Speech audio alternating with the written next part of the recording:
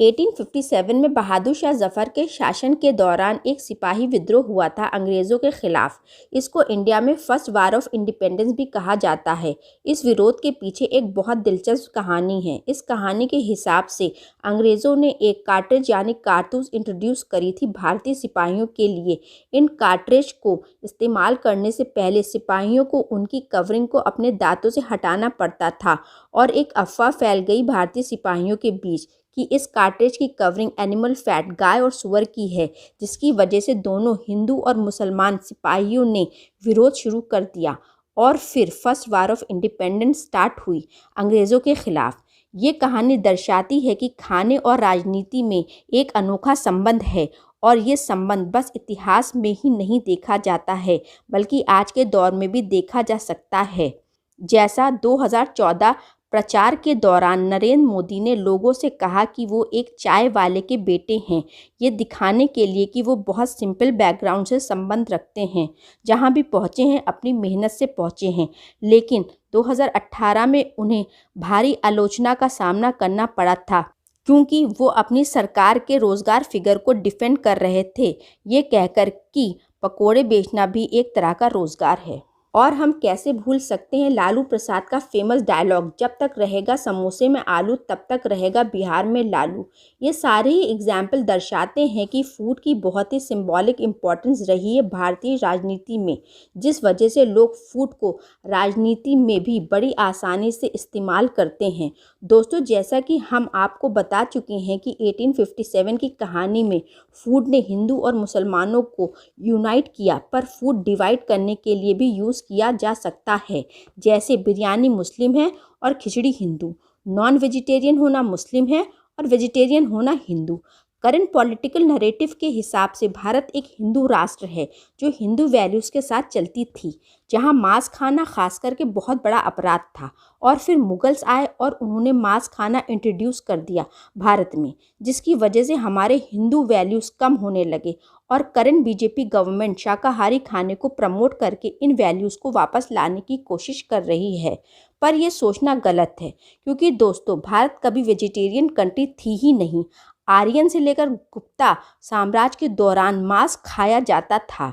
Archaeological evidence के हिसाब से 5000 साल पहले हड़प्पन सिविलाइजेशन में भी मांस यानी मीट खाई गई थी और वैदिक संस्कृति यानी कल्चर में 3000 साल पहले पशु बलि को बहुत ज़रूरी समझा जाता था।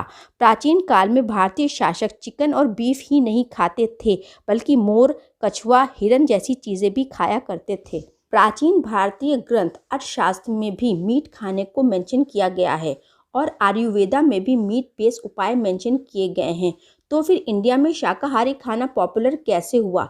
लोग समझते हैं कि ऐसा हुआ बुद्धिज्म की वजह से, पर इनफैक्ट गौतम बुद्धा खुद कभी इंसेस नहीं किया शाकाहारी भोजन को। लोग सरप्राइज हो जाते हैं या जानकर कि दलाई लामा खुद मीट खाते हैं और बहुत टाइम तक बीफ भी खाते थे और फिर उनके डॉक्टर ने कहा कि रेड मीट खाना उनकी सेहत के लिए ठीक नहीं है।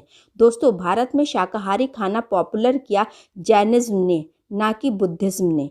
हिंदू धर्म में तो हिंदू कभी भी पूरी तरह से वेजिटेरियन थे ही नहीं, तो इसका मतलब भारत में मांस यानी मीट खाना पहले से ही प्रचलन में था, ना कि मुगलों द्वारा प्रचलित किया गया। फाइनली ये नहीं है कि मुगल शासक सिर्फ मीट ही खाते थे हर टाइम के खाने में, बल्कि ये हो सकता है मुगल शासक कम मीट खाते थे हिंदू शासकों के मुकाबले। बल्कि दोस्तों, कई मुगल शासक लड़ाई से पहले मीट खाना छोड़ देते थे।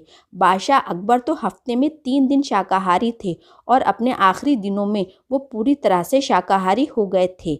उन्होंने अपने शासनकाल में गौ हत्या पर भी पाबंदी लगा रखी थी और ये पाबंदी जहांगीर और शाहजहां के शासनकाल तक लगातार बनी रही। तो क्या मुगल शासक मांस खाते थे? हाँ, वो खाते थे, मगर कुछ हिंदू शासक भी मांस खाते थे। तो ये कहना कि मुस्लिम शासकों की वजह से भारत में मांस खाने की शुरुआत हुई, तो ये बिल्कुल गलत है। तो दोस्तों, आज हम आपको बताएंगे कि भारतीय खाने कितने भारतीय हैं। क्या आपको मालूम है कि आलू, टमाटर, फूल गोभी, गाजर और मटर अब भारतीय रसोई घरों में आम हैं, लेकिन ये सब इस उपमहाद्वीप में सदियों से नहीं है। 18वीं सदी के अंत में डच यूरोपीय लोगों को खिलाने के लिए आलू लेकर भारत आए थे। आलू आज हर भारतीय रसोई में मिलता है। भारतीय पाक कला के दिवंगत इतिहासकार केटी अचियन मानते थे कि मिर्च संभवतः मैक्सिको से पुर्तगाली यात्री वास्को डिगामा भारत लाए थे। टमाटर का पौधा दक्षिण अमेरिका से दक्षिणी यूरोप होता हुआ इंग्लैंड पहुंचा था। 16वीं शताब्दी में इसे अंग्रेज भारत लाए थे। और हमारे कुछ स्नैक्स और डेजर्ट भी भारतीय नहीं हैं। कलाकंद जो अरबी व्यंजन है, अरबी में कंद का मतलब मीठा होता है। कलाकंद उत्तर, दक्षिणी और पूर्वी भारत में बेहद लोकप्रिय है और होली, ईद, नवरात्रि और दिवाली जैसे त्योहारों के दौरान खूब खाई जाती है। जलेबी मध्य पूर्व से आई थी। इसे फारसी में जलेबिया और अरबी में जालबिया कहा जाता है वहाँ पर। और गुलाब जामुन जो आए थे पर्शिया से, यानी आज के ईरान से। इनका असली नाम था लुकमत अल कदी और नया नाम बना गुलाब, जो 2 पर्शियन शब्दों से मिलकर बनता है। गुल यानी फ्लावर, अब यानी वाटर। पर ये कुछ चीज़ें भले ही इंडियन ना हो, पर इंडियंस ने उन्हें अपने ही तरीके से अडॉप्ट कर लिया। जैसे समोसा इंडिया में आया था 10वीं सेंचुरी में अरब वर्ल्ड से। समोसे को वहाँ कहा जाता था संबोसक और वो मीट से भरा होता है।